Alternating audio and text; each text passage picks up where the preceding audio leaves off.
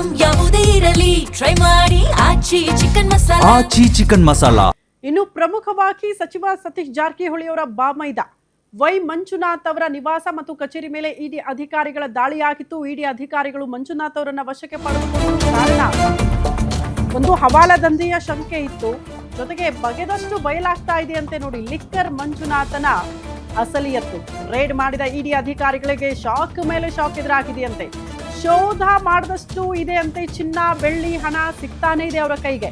ಇಡಿ raid ವೇಳೆ 5 ಕೋಟಿ ಹಣ 7 ಕೋಟಿ ಮೌಲ್ಯದ ಚಿನ್ನಾಭರಣ ಪತ್ತೆಯಾಗಿದೆ.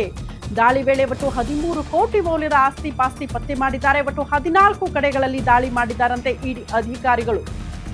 ಎಲ್ಲ ದಾಖಲೆಗಳನ್ನ ವಶಕ್ಕೆ ಪಡೆದುಕೊಂಡಿದ್ದಾರೆ ಇಡಿ ಅಧಿಕಾರಿಗಳು. ಸದ್ಯಕ್ಕೆ ಬಹು ಮುಖ್ಯವಾಗಿ ಬೇನಾಮಿ ಬಗ್ಗೆ ಡೈರಿ ಬುಕ್ ಪರಿಶೀಲನೆ ಮಾಡ್ತಿದ್ದಾರಂತೆ ಇಡಿ ಅಧಿಕಾರಿಗಳು. ಡೈರಿಯಲ್ಲಿರುವ ಬಹುತೇಕರಿಗೆ ನೋಟಿಸ್ ನೀಡುವ ಸಾಧ್ಯತೆ ಇದೆ ಅನ್ನೋದ್ರ ಬಗ್ಗೆ ಡೀಟೇಲ್ಸ್ ಇದೆ.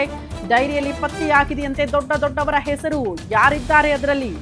ಡೈರಿಯಲ್ಲಿ ಹೆಸರಿರುವ ಎಲ್ಲರಿಗೂ ಕೂಡ ಸಂಕಷ್ಟ ಎದುರಾಗ್ಬಿಡುತ್ತಾ ಹಾಗಾದ್ರೆ ಅನ್ನೋದು ಪ್ರಶ್ನೆ ಇದೆ. ಆಲ್ರೆಡಿ ವೈ ಮಂಜುನಾಥ್ ಅವರ ಸಹ ಸಿಬ್ಬಂದಿಗಳು ಅವರ ಆಪ್ತರ ಮನೆ ಮೇಲೂ ಕೂಡ ದಾಳಿ ಹಾಕಿದ್ದು ಎಲ್ಲ ಕಡೆ ಕೂಡ ಪರಿಶೀಲನೆ ಮಾಡ್ತಿದ್ದಾರೆ.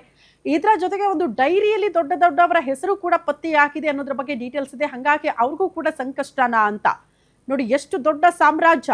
ಅಬಕಾರಿ ಇಲಾಖೆಯಲ್ಲಿ ಹೆಚ್ಚುವರಿ ಆಯುಕ್ತರಾಗಿ ಕೆಲಸ ಮಾಡ್ತಾ ಇದ್ದಂಥ ಮಂಜುನಾಥ್ ಮಾಡಿದ್ದು ಆಸ್ತಿ ನೋಡಿದ್ರೆ ಚಿನ್ನಾಭರಣ, ಬೆಳ್ಳಿ, ಕಂತೆ ನೋಟು, ಆಸ್ತಿ ಪತ್ರಗಳು ಮತ್ತು ಬೇರೆ ಬೇರೆ ಹವಾಲಾ ದಂಧೆ ಶಂಕೆ ಎಲ್ಲ ಇದೆ ಇಲ್ಲಿ. ಅದಕ್ಕೆ ಸಂಬಂಧಪಟ್ಟಂತ ಒಂದಷ್ಟು ದಾಖಲೆಗಳು ಇಡಿ ಅಧಿಕಾರಿಗಳಿಗೆ ಕೈಗೆ ಸಿಕ್ಕಂಗೆ ಇಡಿ ಅಧಿಕಾರಿಗಳೇ ಶಾಕ್ ಒಳಗಾಗಿದ್ದಾರಂತೆ. ಅವರ ಸಾಮ್ರಾಜ್ಯ ನೋಡಿ.